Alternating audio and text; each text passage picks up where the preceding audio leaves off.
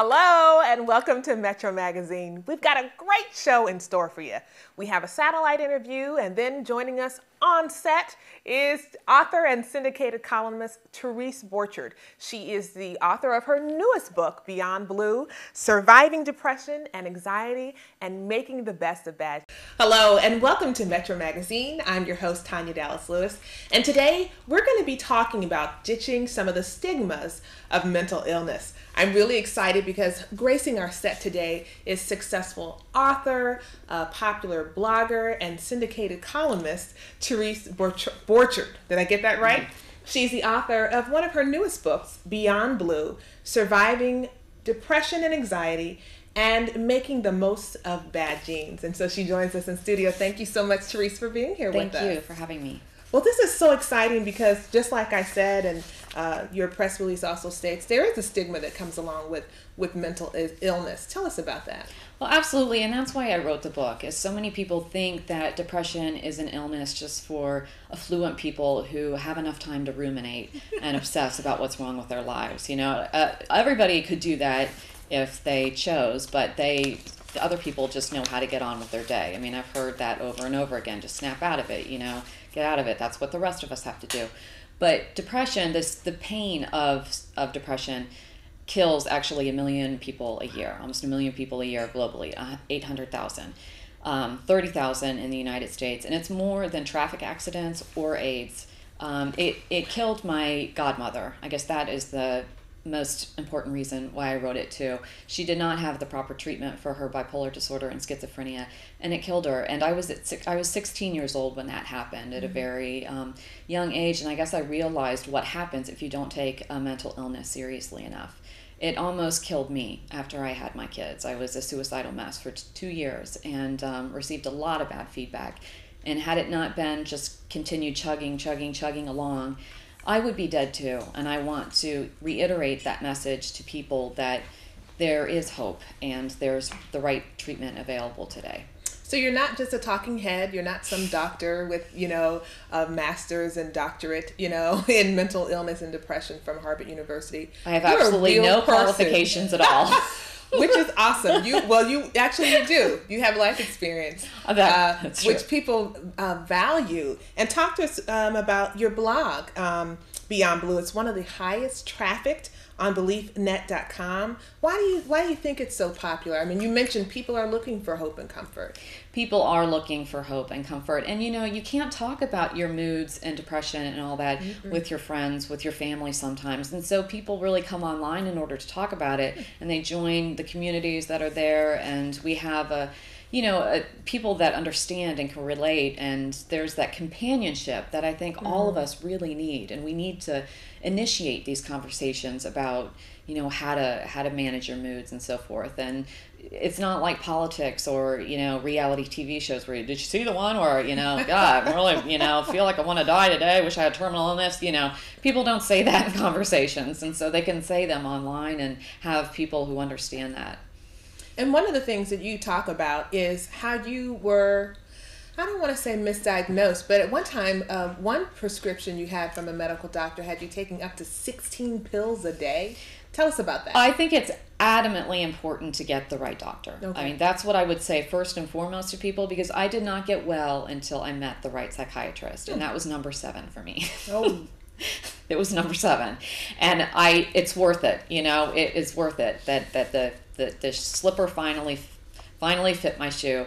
But I think a lot of doctors today, well, some are somewhat lazy because the pharmaceutical companies do have these newer drugs and they want to sell them, and it's easy to take the labels or the samples and be a little bit lazy. I would advise people to go to a teaching hospital, because there you will find physicians who are really up to date with their research and who aren't as likely to take the samples and give their patients the newer antipsychotics or the newest drug on the market, because they have the studies that back drugs like lithium that aren't going to make them rich but have a great track record. So the first step really is to educate, even when it comes to the healthcare professionals, because Probably a lot of conversations that you've had with medical representatives or when you call in for an appointment or whatever. This depression and mental illness is not something we can always readily see, like chicken pox or a sore throat. So is that one of the steps to kind of get doctors and doctors' assistants to kind of Absolutely, and to do the research yourself. For example, I would have never thought myself as bipolar because my manias, I don't fly off the ceiling and go shopping sprees. And, my mania was very subtle, subdue. And that's why I was misdiagnosed for so long, is that the doctors don't pick it up. Of course, you don't also go into a doctor's office saying, I have a problem, I feel like superhuman. I can do this, I can do this, I can do this. It's terrible. Right. So they only pick up on the depressive symptoms. They treat you for depression, and then you can go several years down the line being treated unsuccessfully for a bipolar disorder when it's really that. And since it's not a physical condition, sometimes it's not even covered by your insurance, is it? We do have the Mental Health Parity Act now, so we're going in the right direction. But I still think that even a lot of doctors don't take insurance because the hassle is so it's just not worth it. And so I would advise people to check out information from NAMI, National Alliance for Mental Illness, on what they can do to get their doctors insurance. Now, a lot of people joke about bipolar. I mean, you can turn to Mad TV or Saturday Night Live, and people are joking it up, she's bipolar, she's crazy. But again, like you said, the first step is to educate. And for people to know that depression and mood disorders and other forms of mental illness are caused by what? What causes this in people? Well, first, you absolutely brought up something important about the image. I mean, I just went to see The Informant, with Matt Damon, and, they categorize him as this compulsive liar. Oh, he's bipolar, his medication's not working. I left, even though I thought there were points in that movie that were funny, I left and thought, no wonder people think I'm crazy when I say I'm bipolar, Yeah. I mean, and so I think our media really does a disservice, and especially with actresses and actors into the Scientology and Tom Cruise saying that all you need to do is exercise. Listen, I ran 6 miles a day when I was suicidal. I'm one that says exercise is not all you need. It's wonderful. It's one of the first steps, but it's not all you need. So, and your second question, what happens? I think it's important to recognize depression as an organic brain disease. It's not just the neurotransmitters the ads that you see.